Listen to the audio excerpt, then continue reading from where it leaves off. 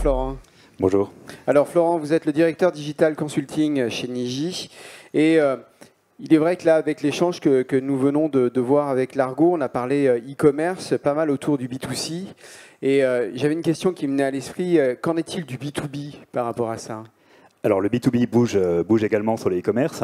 C'est une tendance qui n'est pas nouvelle. Depuis déjà une bonne dizaine d'années, les entreprises ont besoin d'accompagner leurs clients, quel que soit leur projet de digitalisation. Et un petit peu comme ce qui a été évoqué il y a quelques minutes, on vit encore une crise qui est particulière avec le Covid depuis 18 mois.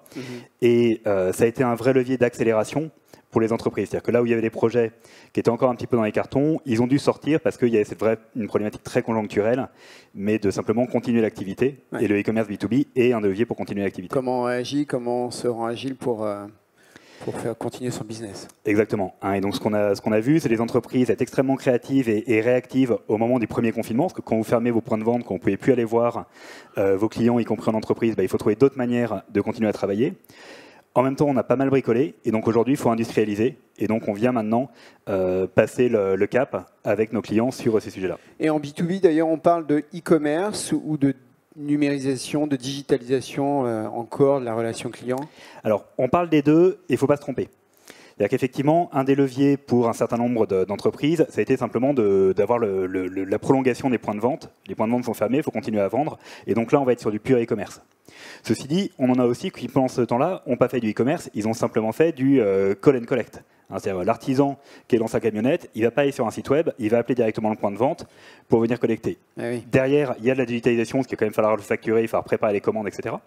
Mais on a différentes natures de projets. Et en fait, ce qui est vraiment important, c'est de se poser les bonnes questions. Qu'est-ce qu'on doit faire à travers ce projet ? Est-ce qu'il faut digitaliser la relation client ?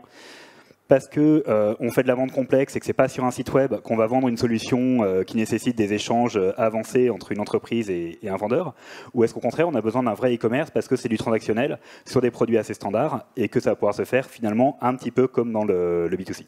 Alors on le disait, le Covid a accéléré en tout cas cette mise en place de sites de e-commerce, etc., ou de digitalisation de la relation client, mais les principales raisons pour basculer dans cette nouvelle logique ? Alors, on oublie le Covid. Quelles sont les raisons qui vont motiver ce basculement ? Les raisons traditionnelles, ça va être la diversification, aller chercher des relais de croissance.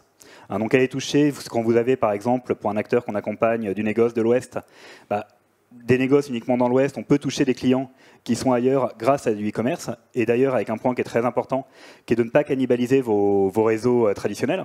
Donc aller chercher des relais de croissance, aller toucher des clients auxquels vous n'avez pas accès. Développer de nouveaux services. Dans la digitalisation de la relation client, ce qui est intéressant, c'est qu'on connaît beaucoup mieux le client et on peut lui proposer d'autres produits ou d'autres services que simplement le produit habituel. Et ça aussi, ça permet de vendre du service additionnel. Et puis, donc, voilà, de ce développement du chiffre d'affaires, qui est quand même une motivation importante pour les clients.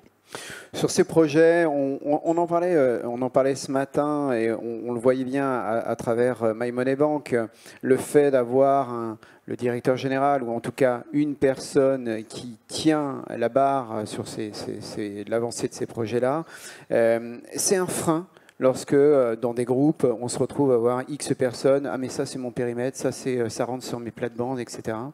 Il y en a d'autres des freins d'ailleurs ?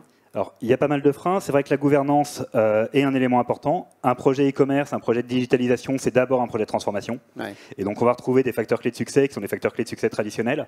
Est-ce que la cible est bonne ? Est-ce que j'ai les bonnes ressources ? Est-ce que j'ai la bonne gouvernance pour prendre des décisions et garder le cap du projet ? L'accès aux compétences est un vrai sujet aujourd'hui. On a la chance d'être dans une région qui est attractive. Ouais. Pour autant, il faut de nouvelles compétences pour accompagner ces projets-là. On peut les faire émerger en interne et il y a un enjeu de formation des équipes. On peut aller chercher des compétences sur le marché ou chez les partenaires, mais ça, c'est un vrai frein sur les projets. Et puis, ce qui est important, c'est de pas... c'est de bien prendre toute la dimension du projet. Je pense que c'était très bien dit tout à l'heure.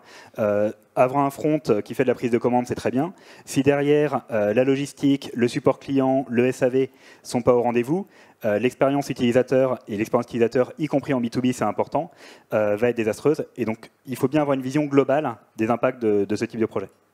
Les montées en compétences dans ces entreprises, vous qui êtes acteur, justement, qui accompagnez les entreprises dans leur transformation, vous accompagnez à ces montées en compétences ?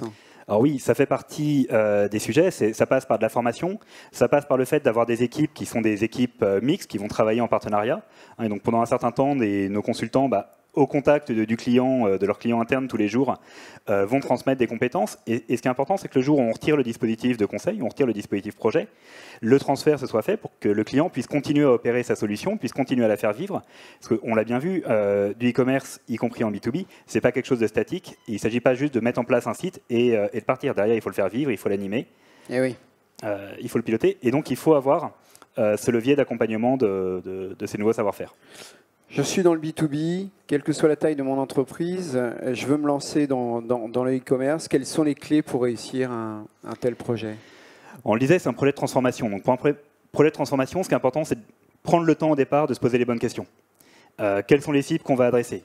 J'imagine mon futur. Oui, on imagine le futur, on se projette, on prend des hypothèses qu'il va falloir valider assez vite, mais en tout cas, ne pas essayer ne pas prendre le temps de réfléchir à ce qui va être singulier pour vous, ce qui fait que votre projet va être unique, et du coup, quelle est la bonne approche et quelle va être la bonne solution, c'est prendre le risque de s'envoyer dans le mur assez vite. Ouais. Et le deuxième élément, c'est probablement de ne pas avoir une vision suffisamment globale du projet. Donc, on va se focaliser sur le site web parce que c'est le côté sympa, mais il y a tout le reste derrière. L'impact sur les fonctions, l'impact sur la relation client.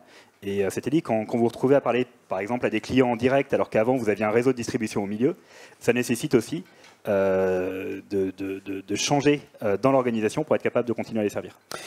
J'ai bien aimé tout à l'heure, il y avait une question autour de l'éco-conception. Est-ce que maintenant, sur ces projets d'évolution d'applicatifs, etc., les commandeurs, l'entreprise qui réfléchit avec vous à sa transformation, intègre cette demande-là de l'éco-conception? Oui, alors c'est un sujet qui devient important. Ce qui est important, c'est de ne pas faire de greenwashing. Et donc, il faut que ce soit cohérent et que ça ait du sens par rapport à l'entreprise.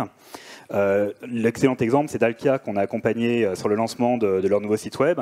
Et donc Dalkia est le premier acteur de l'énergie dans le monde à avoir lancé un site web éco-responsable. D'accord, dans le monde. Dans le monde. Merci Florent Labbé pour ce complément d'information. Merci, chers partenaires. Merci pour votre invitation.